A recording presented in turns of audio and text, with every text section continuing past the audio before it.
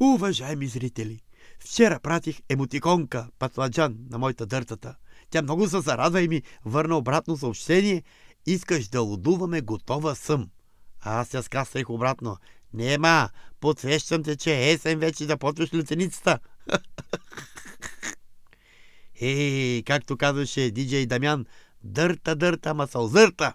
А сега нека видим как всичко се срина в живота на един друг диджей.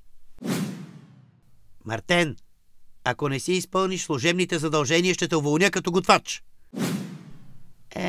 Каквото и да ми кажеш, шеф, няма да ме убедиш. Отказвам да го пусна.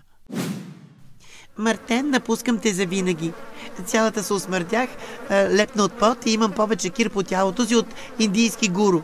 Не мога да се изкъпя като нормален човек с топла вода от месец. Това е безобразие. Бойлер ли нямаш?